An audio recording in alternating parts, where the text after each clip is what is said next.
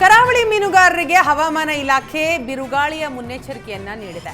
ಮೇ 19ರಿಂದ ಮೇ 23ರವರೆಗೆ ಬಿರುಗಾಳಿ ಬೀಸುವ ಸಾಧ್ಯತೆ ಇದೆ. ಮೀನುಗಾರರು ಕಡಲಿಗೆ ಇಳಿಯಬಾರದು ಅಂತ ಸೂಚನೆ ನೀಡಿದೆ. 40ರಿಂದ 50 ಕಿಲೋಮೀಟರ್ ವೇಗವಾಗಿ ಗಾಳಿ ಬೀಸುವ ಸಾಧ್ಯತೆ ಇದೆ. ಈ ಹಿನ್ನೆಲೆ ಮಲ್ಪೆ ಹಿನ್ನೀರು ಪರಿಸರದಲ್ಲಿ ಬೋಟ್ ವಾಪಸ್ ಬರ್ತಾ ಇದೆ.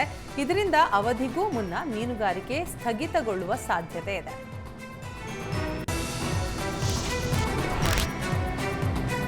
ಬಿರುಗಾಳಿ ಸಹಿತ ಮಳೆಗೆ ಚಾಮರಾಜನಗರದಲ್ಲಿ ಗೊನೆ ಸಹಿತ 75,000ಕ್ಕೂ ಹೆಚ್ಚು ಬಾಳೆ ಮರ ಧರೆಗೆ ಉರುಳಿದೆ. ಚಾಮರಾಜನಗರ ಜಿಲ್ಲೆಯ ಹಲವು ಭಾಗದಲ್ಲಿ ಮಳೆಯ ಅವಾಂತರ ಸೃಷ್ಟಿಯಾಗಿದೆ. ದೇಶವಳ್ಳಿ, ಹೆಗ್ಗವಾಡಿಪುರ, ಬಸವಟ್ಟಿ, ಕಾವುದವಾಡಿ ಮೊದಲಾದ ಗ್ರಾಮಗಳಲ್ಲಿ 3 ಕೋಟಿ ರೂಪಾಯಿ ಮೌಲ್ಯದ ಬಾಳೆ ಬೆಳೆ ನೆಲಕ್ಕಚ್ಚಿದೆ. ಅವಾಂತರ ನಡೆದು 2 ದಿನಗಳಾದರೂ ಹಿರಿಯ ಅಧಿಕಾರಿಗಳು ಸ್ಥಳಕ್ಕೆ ಭೇಟಿ ನೀಡದೆ ನಿರ್ಲಕ್ಷ್ಯ ವಹಿಸಿದ್ದಾರೆ. ಗೊನೆ ಸಹಿತ ಮುರಿದು ಬಿದ್ದ ಬಾಳೆ ಗಿಡಗಳನ್ನು ಕೈಯಾರೆ ಕೊಚ್ಚಿ ರೈತರು ಆಕ್ರೋಶ ವ್ಯಕ್ತಪಡಿಸಿದ್ದಾರೆ. ಅನ್ನದಾತರ ಗೋಳು ಕೇಳೋರಿಲ್ಲ, ಕೈಗೆ ಬಂದ ತುತ್ತು ಬಾಯಿಗಿಲ್ಲ ಅನ್ನುವಂತಹ ಸ್ಥಿತಿ ಎದುರಾಗಿದೆ ಅಂತ ಕಣ್ಣೀರು ಹಾಕಿದ್ದಾರೆ. ಈ ಮಧ್ಯೆ ಕೆಳ ಹಂತದ ಅಧಿಕಾರಿಗಳು ಕಾಟಾಚಾರಕ್ಕೆ ಪರಿಶೀಲನೆ ಮಾಡಿದ್ದಾರೆ ಅಂತ ರೈತರು ಆರೋಪಿಸಿದ್ದಾರೆ. ಸರ್ಕಾರ ನೀಡೋ ಅರೆಕಾಸಿನ ಪರಿಹಾರ ಬೇಡ, ವೈಜ್ಞಾನಿಕ ಬೆಳೆ ನಷ್ಟ ಪರಿಹಾರ ನೀಡಿ ಅಂತ ಆಗ್ರಹಿಸಿದ್ದಾರೆ.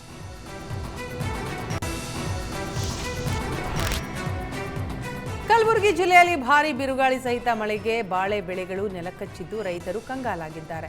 ಜಿಲ್ಲೆಯ ಚಿಂಚೋಳಿ ತಾಲೂಕಿನ ದೇಗಲಮಡಿ ಗ್ರಾಮದಲ್ಲಿ ಅವಾಂತರ ಸೃಷ್ಟಿಯಾಗಿದೆ. ದೇಗಲಮಡಿ ಗ್ರಾಮದ ರೈತ ಸೋಮಶೇಖರ್ಗೆ ಸೇರಿದ ಬಾಳೆ ಸಂಪೂರ್ಣ ನಾಶ ಆಗಿದೆ. ಸಾಲ ಮಾಡಿ ಸುಮಾರು 3 ಎಕರೆ ಜಮೀನಿನಲ್ಲಿ 3,200 ಬಾಳೆ ಬೆಳೆದಿದ್ರು. ಇದೀಗ ಬೆಳೆ ನಾಶವಾಗಿ ಸೂಕ್ತ ಪರಿಹಾರಕ್ಕೆ ಆಗ್ರಹಿಸಿದ್ದಾರೆ.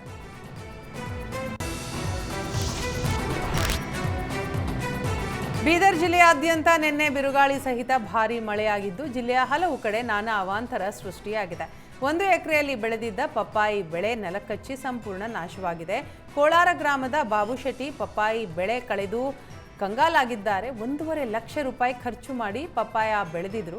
ಪಪ್ಪಾಯ ನಾಟಿ ಮಾಡಿ 5 ತಿಂಗಳು ಕಳೆದಿದ್ದು, ಇನ್ನೆರಡು ತಿಂಗಳಿನಲ್ಲಿ ಪಪ್ಪಾಯ ಕಟಾವಿಗೆ ಬರ್ತಾ ಇತ್ತು. ಆದರೆ ಅಕಾಲಿಕ ಮಳೆಯಿಂದ ಕೈಗೆ ಬಂದ ತುತ್ತು ಬಾಯಿಗೆ ಬಾರದಂತಾಗಿದೆ. ಸರ್ಕಾರ ಬೆಳೆ ಪರಿಹಾರ ಒದಗಿಸಬೇಕು ಅಂತ ರೈತ ಬಾಬುಶೆಟ್ಟಿ ಆಗ್ರಹಿಸಿದ್ದಾರೆ.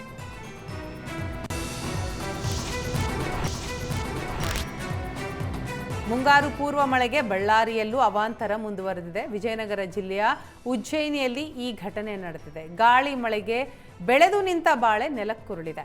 ಮತ್ತೊಂದೆಡೆ ನಿಂಬಳಗೆರೆ ಶಾಲೆ ಕಟ್ಟಡ ಸೋರ್ತಾ ಇರೋದಕ್ಕೆ ಮೇಲ್ಛಾವಣಿಗೆ ಕಬ್ಬಿಣದ ಶೀಟ್ ಹಾಕಿದ್ರು. ಆದರೆ ಗಾಳಿಗೆ ಶೀಟ್ ಹಾರಿ ಹೋಗಿ ಮಕ್ಕಳು ಪರದಾಡಿದ್ದಾರೆ. ಇದರ ಜೊತೆಗೆ ಮಂಗಾಪುರ ಯರಮ್ಮನಹಳ್ಳಿಯಲ್ಲಿ ತೋಟಗಾರಿಕೆ ಬೆಳೆಗಳಿಗೆ ಹಾನಿ ಉಂಟು ಆಗಿದೆ. ಪಪ್ಪಾಯ ಸೇರಿ ಹಲವು ಬೆಳೆಗಳಿಗೆ ಹಾನಿಯಾಗಿದೆ.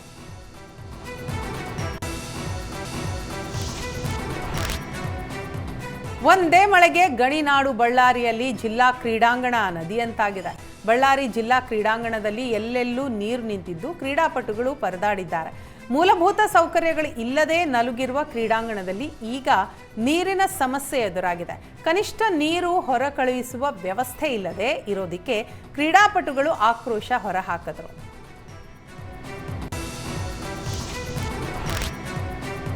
ಅಡಿಕೆ ತೋಟದ ಬಳಿ ಇದ್ದ ಬೃಹತ್ ಗಾತ್ರದ ಮರ ಗಾಳಿ ಮಳೆಗೆ ಬಿದ್ದು 45ಕ್ಕೂ ಹೆಚ್ಚು ಅಡಿಕೆ ಮರಗಳಿಗೆ ಹಾನಿಯಾಗಿದೆ. ಉತ್ತರ ಕನ್ನಡ ಜಿಲ್ಲೆಯ ಸಿದ್ದಾಪುರ ತಾಲೂಕಿನಲ್ಲಿ ಘಟನೆ ನಡೆದಿದೆ.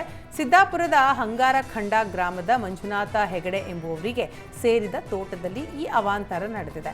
ಘಟನೆಯಲ್ಲಿ ಅಡಿಕೆ ಜೊತೆ ಬಾಳೆ ಗಿಡಗಳಿಗೂ ಹಾನಿಯಾಗಿದೆ. ಮಾನ್ಸೂನ್ ಆರಂಭಕ್ಕೂ ಮುನ್ನ ಜಿಲ್ಲೆಯಲ್ಲಿ ಭಾರೀ ಗಾಳಿಯಿಂದ ಅವಾಂತರ ಮುಂದುವರೆದಿದೆ. ಜನರು ಕಂಗಾಲಾಗಿದ್ದಾರೆ.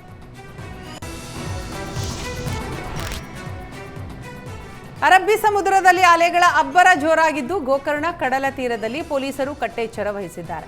ಸಮುದ್ರಕ್ಕೆ ಇಳಿಯದಂತೆ ಪ್ರವಾಸಿಗರಿಗೆ ಮೈಕ್ ಮೂಲಕ ಎಚ್ಚರಿಕೆಯ ಸಂದೇಶ ನೀಡಿದ್ದಾರೆ. ನಿನ್ನೆ ಜಿಲ್ಲಾಡಳಿತ ಜಲಸಾಹಸ ಕ್ರೀಡೆಗೆ ನಿರ್ಬಂಧ ಹೇರಿತ್ತು. ಆದರೆ ಸಂಜೆ ಆಗ್ತಾ ಇದ್ದಂತೆ ಜಿಲ್ಲಾಡಳಿತ ಆದೇಶ ವಾಪಸ್ ಪಡೆದಿತ್ತು.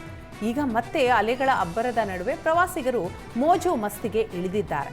ಈ ಹಿನ್ನೆಲೆ ಪ್ರವಾಸಿಗರಿಗೆ ನೀರಿಗೆ ಇಳಿಯದಂತೆ ಪೊಲೀಸರು ಎಚ್ಚರಿಕೆ ನೀಡಿದ್ದಾರೆ.